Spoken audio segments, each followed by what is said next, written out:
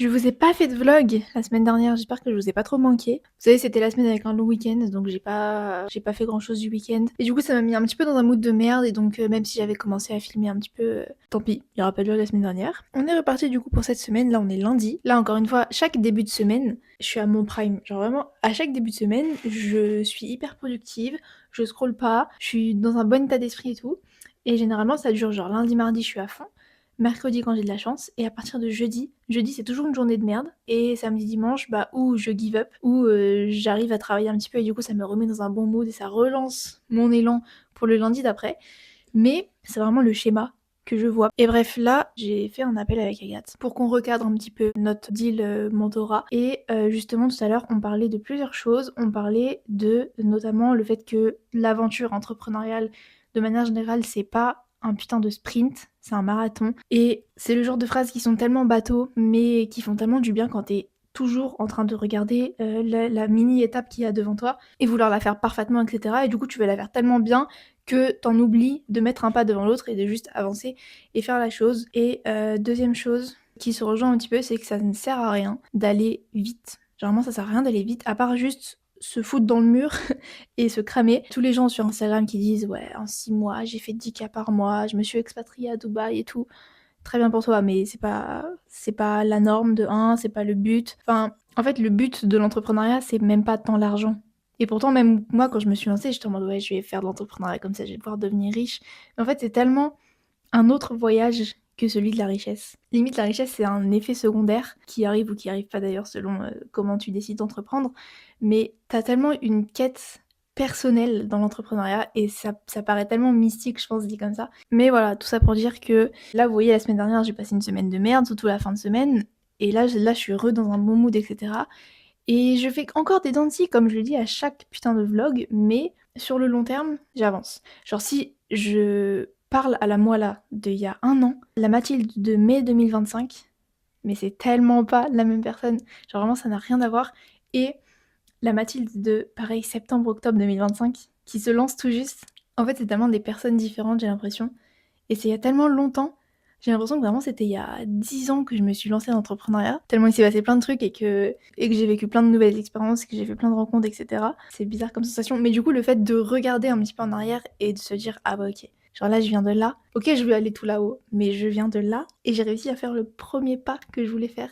Donc en vrai, c'est hyper gratifiant de voir les choses comme ça et de se dire que, en fait, mieux vaut aller lentement, mais sûrement, que d'aller vite et de se cramer et au final de gagner genre je sais pas 10K en un mois, en 2 mois, en 3 mois et après ne plus rien faire de sa vie parce que t'es cramé, t'es dégoûté d'entrepreneuriat, etc. Donc voilà, petit à petit, on sécurise les premiers 2 000 euros, les premiers 3 000 euros, un truc stable qui a des bonnes fondations et qui permet après d'aller construire et échafauder encore plus haut. Mais pour l'instant, on va pas cramer les étapes, on va pas se culpabiliser parce qu'on ne va pas assez vite selon le rythme des réseaux sociaux. Et voilà, c'est vraiment un marathon, pas un sprint. On va essayer de rester dans cet état d'esprit de plénitude et de confiance en soi que j'ai actuellement. Ce sera une belle réussite pour aujourd'hui, je pense. J'ai un petit souci, c'est que là, je sais pas du tout combien d'euros vont rentrer ce mois-ci. Parce que en gros, j'ai envoyé une facture tout à l'heure. Et je me suis dit, ça fait bizarre, ça fait longtemps que j'ai pas envoyé de facture. Donc j'ai regardé dans mes factures de mai ce que j'avais. Et, et j'avais rien du tout. Et là, on est genre le 18 mai, 19 mai. Et bah, du coup, j'ai envoyé une facture à 80 euros. Je pense que ce mois-ci, il va un peu piquer. Voilà, je sais pas trop. Je serai du coup la semaine prochaine, parce que la semaine prochaine, c'est la dernière semaine de mai. Mais je sais pas trop ce qui va tomber. Bon, on verra bien. De toute façon, c'est pas très grave au pire, mais c'est chiant. Enfin, en fait, je dis c'est chiant, mais je sais que je suis dans un cadre où l'argent est là, vous voyez. Dans le sens, je sais que je construis des trucs qui vont me faire gagner de l'argent. Et je sais que si j'ai un mois qui est moins bien que les autres, c'est pas grave parce que c'est la grosse machine, on va dire, est lancée. Et si la machine ralentit, ça veut pas dire que la machine est en train de s'écrouler, vous voyez. Je pense que c'est quand même important que j'ai ce réflexe de mettre de l'argent de côté parce qu'on ne sait pas de quoi demain est fait et je roule pas non plus sur l'or pour l'instant, quoi. Je vous ferai un update de mon mois de mai. Mais je pense qu'il va pas être très glorieux. Mais en vrai, c'est bien aussi parce que là, ces 2 derniers mois, j'ai fait des bons mois. Et j'étais à 2005 en mars et 2005 en avril aussi. Et puis sans, vous voyez, sans vraiment travailler plus que ça en fait. Donc c'est bien si j'ai un mois un petit peu moins bien là qui arrive pour me remettre un petit peu la motivation et me remettre les yeux en face des trous en mode hep hep hep, ça va pas tomber tout seul quoi. Je pense que je vais vous parler de création de contenu. J'ai besoin d'extérioriser ce qui se passe en ce moment dans ma tête à propos de ça. Bon déjà c'est pas un mystère, je poste plus sur Insta et je dois poster sur Insta. Je dois parce que c'est littéralement mon métier en fait, c'est littéralement comme ça que j'ai gagné de l'argent et si je veux continuer à en gagner plus tard, bah, je suis obligée, entre guillemets, mais en fait non pas entre guillemets, de continuer à publier sur Instagram parce que là je me repose entre guillemets sur les filles pour mes revenus parce que la plupart de mes revenus c'est Mediacast, à la fois studio, à la fois agence et quelques clients, mais en vrai même les clients que j'ai, la plupart m'ont été ramenés par Agathe. 90% de mes sources de revenus actuellement, c'est les filles. Et très cool, vous voyez, je suis très reconnaissante de ça, et je suis très contente d'avoir fait leur connaissance, etc. Mais c'est pas sain de me reposer uniquement sur une seule source de revenus, même si du coup c'est différencié, il y en a pas qu'une seule, mais vous avez capté, tous mes revenus viennent de la même microsphère. Et même pour moi, en tant que freelance et en tant qu'auto-entrepreneur, je peux pas m'épanouir dans l'entrepreneuriat en restant dans ma zone de confort et en restant toujours avec les mêmes personnes, toujours avec les mêmes clients, toujours avec les mêmes projets, etc. Donc voilà, dans tous les cas, il va falloir que je recommence à créer du contenu pour pouvoir recommencer à amener à moi les opportunités et pour pouvoir diversifier mes sources de revenus, dans le sens diversifier les personnes pour lesquelles je travaille. Mais en fait, j'adore créer du contenu. Peut-être vous le croyez pas parce que du coup je poste pas de contenu, mais je vous promets que j'adore créer du contenu. Vraiment, c'est mon kiff, j'adore faire ça. J'ai toujours plus ou moins fait ça depuis que je suis en âge d'avoir Instagram, genre. Donc j'aime bien ça. Mais là, en fait, je suis dans une posture où je suis obligée de faire ça. Ça vient pas de moi, mon envie créative, vous voyez, ça vient du devoir, entre guillemets, vu que je suis auto-entrepreneur, je dois faire ça. En fait, depuis ces derniers mois-là, je considérais la création de contenu comme un moyen et pas une fin en soi. Et je trouvais que c'était bien parce que comme ça me permet de me détacher des chiffres, etc. Et de voir ça comme vraiment le moyen et pas la fin quoi. Mais en fait, je pense que ça me correspond juste pas. Et je pense que je gagnerais à avoir et à accepter de voir le contenu, la création de contenu, comme la fin en soi parce que c'est ce que je kiffe. Et je suis passée ado, donc j'ai commencé à entreprendre parce que j'aime ça et parce que ça me fait kiffer de faire ça, etc. Et si quelqu'un était venu devant moi avec un flingue sur ma tempe en me disant maintenant tu vas entreprendre alors que moi j'avais pas envie d'entreprendre, ça m'aurait je l'aurais fait parce que j'ai pas envie de crever, mais je l'aurais pas fait avec la même envie et le même feu entre guillemets en moi, vous voyez. En fait, je pense que c'est ça qui est en train de se passer avec ma création de contenu. Là, en le disant comme ça, j'ai aussi l'impression que je me trouve un petit peu des excuses, je vous avoue, parce que j'aurais pu faire 1000 fois plus quand même que ce que j'ai fait là ces derniers temps. Mais en fait, c'était pas moi. En fait, là, vous voyez sur mon compte Insta, j'ai l'impression de me travestir. J'aurais l'impression que c'est pas moi. Je me reconnais pas quand je vois mon profil Insta, les publications à la nuit. Alors déjà, vous savez que mes publications, jamais d'avis je vais les revoir. Hein. Dès que je les revois, ou même moi, pour aller analyser les stats et tout, je suis en mode je scrolle hyper vite pour pas entendre ma voix et pour pas voir ma gueule qui parle sur les publications. Donc déjà ça c'est terrible et je pense que c'est quelque chose sur lequel je gagnerais à travailler. Mais c'est pas le sujet. Le sujet c'est que vraiment, je vous jure, j'ai l'impression que c'est pas moi. Enfin je vois cette page Instagram, je me dis non c'est pas moi. Même la photo de profil en vrai, ce n'est pas moi. Et comme je me reconnais pas, quand je poste une story par exemple, et je sais que les gens vont cliquer sur cette pépé pour me voir. Et en fait c'est pas moi. Et du coup j'ai l'impression de jouer un rôle que je ne suis pas. Et déjà que j'ai un rapport au regard aux autres qui est compliqué. Si en plus j'essaye de me faire passer pour une autre personne et que je vois moi-même que j'essaye de me faire passer pour une autre personne et que j'ai l'impression que que le monde entier voit le déguisement et la mascarade entre guillemets alors que personne cala la mascarade, vous voyez. Mais je pense que ça rajoute un frein dans ma création de contenu qui fait que ça avance pas. Là je suis en train de me compliquer la vie, comme beaucoup de fois dans ma vie. La vérité c'est que l'équation elle est pas plus compliquée que il y a ce que j'ai envie de faire, il y a ce dont j'ai peur, et si ce que j'ai envie de faire ne m'attire pas plus que ça ne me fait peur, je vais jamais le faire. Sauf que si je ne fais pas ce que j'ai envie de faire, je vais finir par être aigrie de la vie, par être jalouse de tout le monde, par me dire ouais mais moi j'ai pas eu de chance, etc. Et je veux pas terminer comme ces gens comme ça. Dans tous les cas, je sais que je vais y passer en fait. Je sais que je vais passer dans l'autre monde, dans l'autre camp, passer dans le côté des créateurs de contenu au lieu des consommateurs de contenu, mais ça fait trop peur les gars, j'aime pas être exposée, genre, non, j'ai juste un problème, je pense. Ça part en tous les sens aujourd'hui, hein. Ça me permet d'extérioriser les choses. Et en fait, je sais pas si vous captez à quel point c'est frustrant. Genre, j'ai l'envie, mais j'ai pas le courage. Et il faut aller chercher ce courage. Mais ce courage, il est dur à aller chercher. Parce que j'ai pas de couilles. Et j'ai trop peur que. Je sais pas, en fait, j'ai trop peur de quoi? J'ai trop peur de quoi, frère?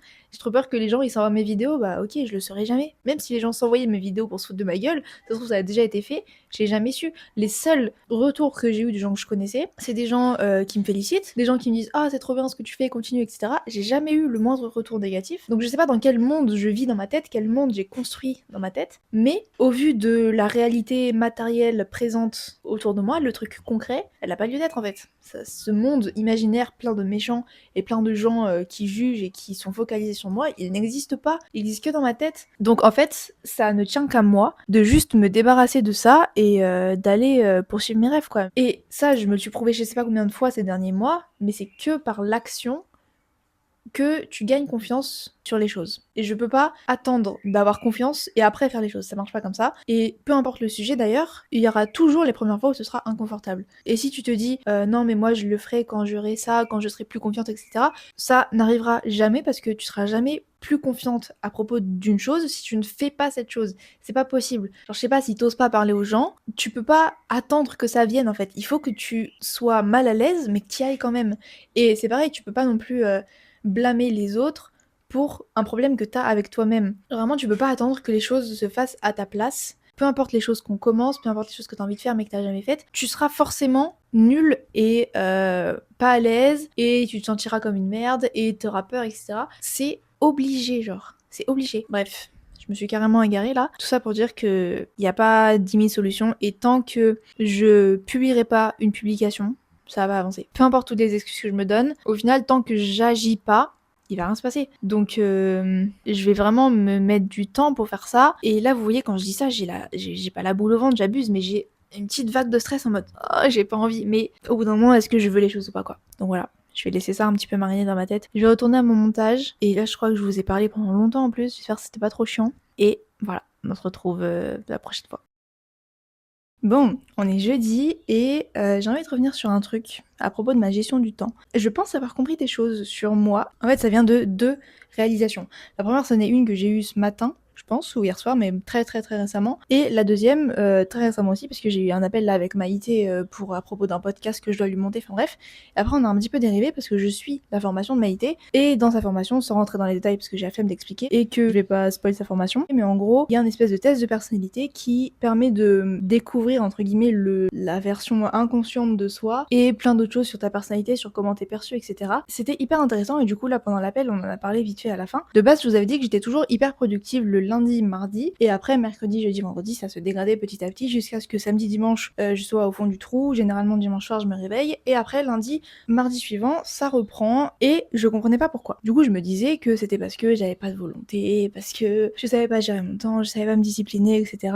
Mais ce sont des foutaises, évidemment des foutaises qui ont germé dans ma tête à cause des réseaux sociaux, je pense, mais des foutaises quand même. Pourquoi je dis ça? Parce que tout à l'heure, on est jeudi, donc, et lundi, mardi, mercredi, je vous ai dit, ça s'est trop bien passé. Et du coup, jeudi, logiquement, si on suit le schéma que je reproduis toutes les semaines depuis des mois et des mois, je devrais commencer à un petit peu ne plus avoir envie de bosser quoi. Donc j'ai bossé 1 heure ce matin de 8 à 9 heures, après j'ai pris mon petit déj, et après, je suis allée dans mon lit avec mon tel, et j'ai commencé à scroller. Et je me suis dit non, on va se prendre contrôle de soi, je vais aller me brosser les dents, etc. Et quand je me brossais les dents, j'ai réalisé qu'en fait, tout le travail important que je devais faire cette semaine, genre vraiment les trucs qui devaient vraiment être faits cette semaine, je l'avais fait le lundi, mardi, mercredi. Et donc, aujourd'hui, qu'est-ce qui reste? Il reste des trucs qui sont pas dramatiques s'ils sont reportés à la semaine prochaine. Bref, des trucs, c'est pas l'urgence du siècle, quoi. En fait, je me suis rendu compte que c'était à ce moment-là, au moment où toutes mes tâches urgentes étaient terminées, que je commençais à scroller, etc., jusqu'à culpabiliser les derniers jours. Et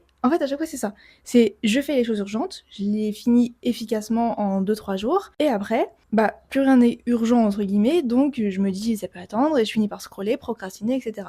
Bref, et du coup, on en arrive à ce que Maïté m'a dit dans l'appel. En gros, elle m'a demandé quel type de personnalité, entre guillemets, j'avais, et elle a fait une comparaison avec son type de personnalité à elle et la mienne. Elle, en gros, c'était le scénique qui roule à 110 tout du long et qui fait des kilomètres et des kilomètres sans jamais s'arrêter. Et moi, j'ai plus le profil de la Tesla, c'est-à-dire que je vais à fond dans quelque chose, je fais les trucs en vitesse grand V, et après, par contre, j'ai besoin de me reposer, et si je me repose pas, bah, je pète un câble, quoi. Je fonctionne pas comme un scénique. Et du coup, vous avez vu comme c'est bien fait, on retourne sur nos pattes. En fait, ça revient exactement au mécanisme que je reproduis là depuis des semaines. Pendant des mois, j'ai essayé de reproduire les schémas des gens qui m'inspiraient. En mode, s'il y avait des gens sur internet ou dans la vraie vie que j'aimais bien, que je trouvais inspirants, etc., et bah j'avais tendance à vouloir reproduire la manière dont ils travaillaient, sans me demander si ça me correspondait à moi. Et en gros, si je trouvais que ça me correspondait pas, ou si j'arrivais pas à tenir le rythme, c'était juste moi le problème, parce que j'avais pas de volonté, j'avais pas de détermination, etc. Sauf que du coup, à la lumière de toutes les choses dont on vient de parler, et ben en fait, j'ai juste pas le style de personnalité à travailler longtemps, tranquille, sans jamais s'arrêter. Je fonctionne par coup de collier, en mode je vais à fond dans quelque chose pendant un moment, et après par contre j'ai besoin de beaucoup me reposer. Du coup, je pense que dans les semaines à venir, il va falloir que j'accepte de prendre beaucoup plus de temps où je me repose, parce que limite, je me dis, il faudrait que je me prenne des week-ends de 3 jours. Je fais mon rush de lundi à jeudi. Mais par contre, vendredi, samedi, dimanche, tranquille, genre je fais autre chose, je me repose, je recharge mes batteries, etc. pour attaquer la semaine beaucoup plus sainement. Donc voilà, c'était hyper intéressant. J'espère que ça vous a intéressé aussi, c'était peut-être un peu long. Je parle beaucoup, je crois, pendant ce vlog. Hein. Mais en vrai, c'est cool, je pense. Enfin, en tout cas, moi, je me régale. Donc, voilà. Et là, j'ai mal au bras à force de vous porter, putain. Bref, du coup, je pense que je vais aller travailler tranquillou, là, sans me mettre trop la pression. En plus, il fait hyper beau, là, le beau temps est en train de revenir. Et je crois qu'il va faire très chaud la semaine prochaine, donc ça, c'est trop bien. Et voilà, quoi. En détente. Et sans se mettre la pression. Parce que tout va bien. Attendez, vous allez être dans le vlog. Coucou, oui.